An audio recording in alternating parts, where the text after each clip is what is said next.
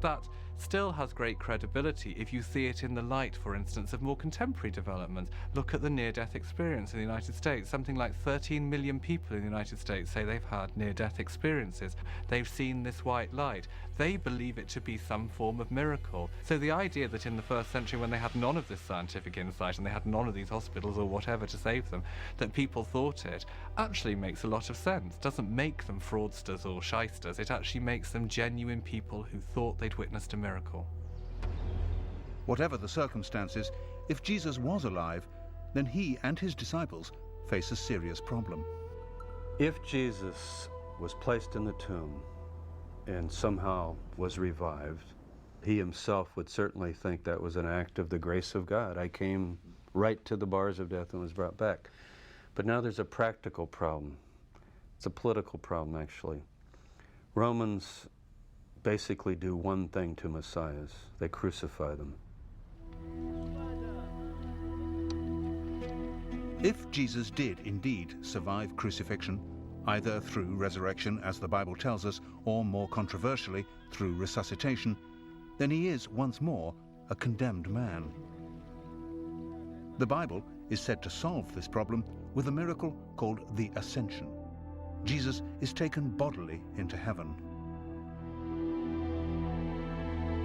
But the interesting fact is that the Ascension does not actually appear in the original form of the Gospels.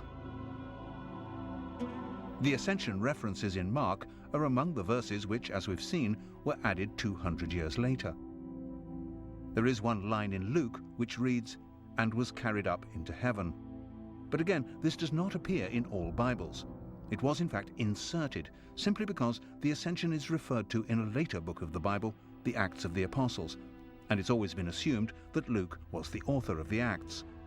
There's no Ascension in Matthew, and John's Gospel ends with the enigmatic words, "and there are also many other things which Jesus did, the which, if they should be written every one, I suppose that even the world itself could not contain the books that would be written."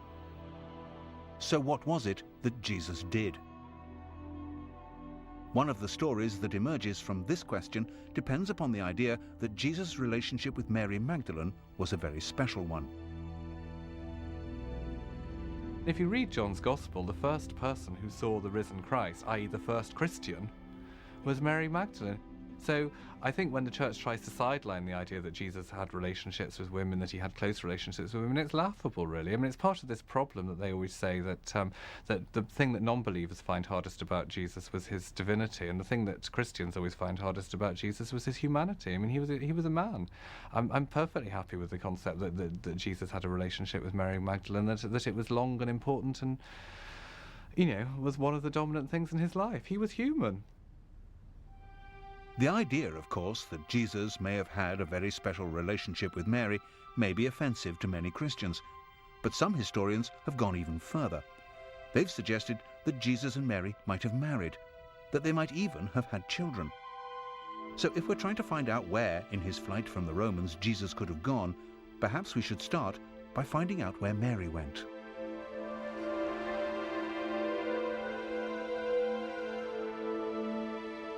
There is a tradition that some years after the crucifixion, Mary Magdalene came to the Camargue region of the south of France.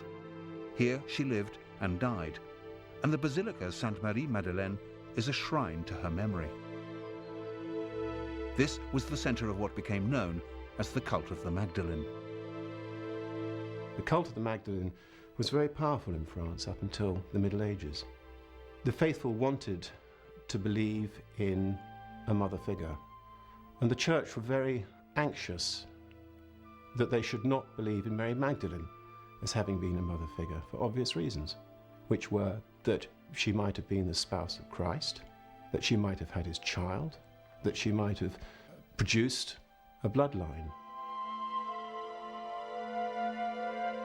The local legend describes how Mary Magdalene came here with her brother Lazarus and her sister Martha and a few companions.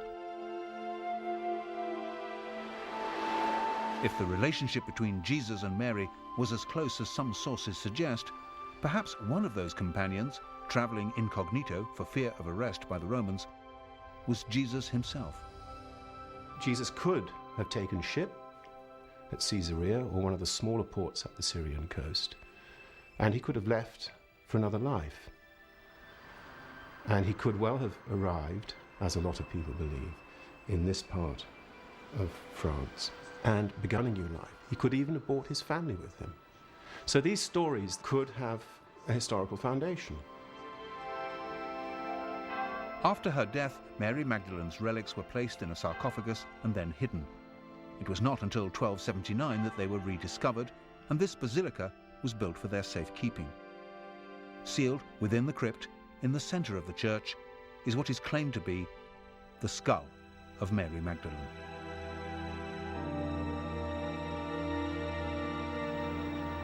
The idea that Jesus went to the south of France may seem far-fetched. After all, if any of the stories were true, it's hard to believe that the original writers of the Gospels could have completely eradicated all of the evidence. If the faithful knew that Jesus was in fact still alive, surely they would have shared that knowledge.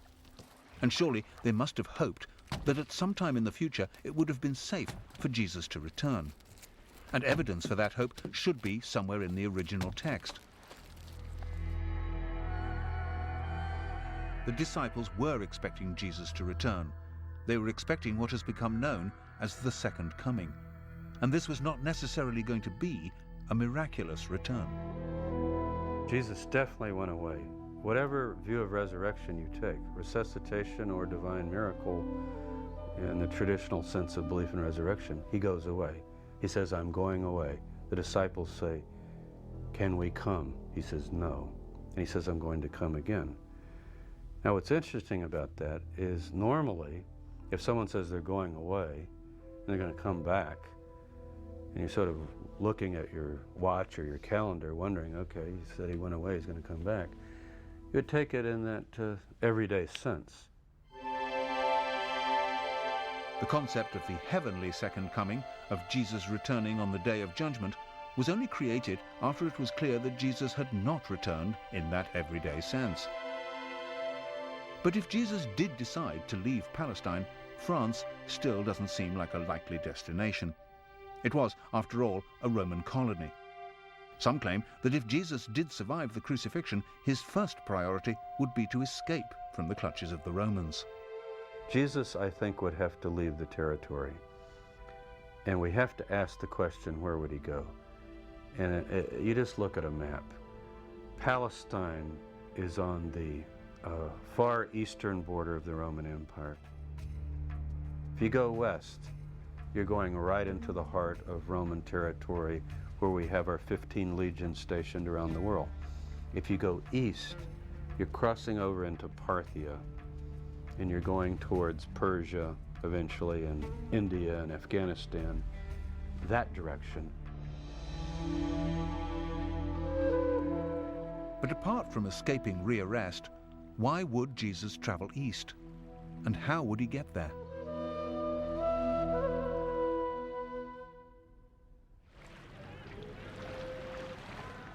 If Jesus did want to travel east, away from the Roman Empire, the journey from Israel was surprisingly easy by land or by sea, on the Silk Route or the Spice Route. It's an accepted fact, for instance, that the disciple Thomas traveled to India and founded a Christian church there. The great tradition of the Indian church is that it was founded by Thomas the Apostle. To travel to India would be no problem. He just had to go down to Gaza and link up with one of the spice trains returning, and then from Yemen get a boat to India. It would have been a very simple, easy procedure that was done regularly. And there's another reason why Jesus might have been tempted to go east. But to understand that, we have to go back to the year of his birth. We all recognize the story in Matthew's Gospel of the 3 wise men from the east who followed a star and presented themselves and their gifts to the baby Jesus. What we perhaps don't recognize immediately is the similarity between this story and the traditions of a religion that is 500 years older than Christianity, Buddhism.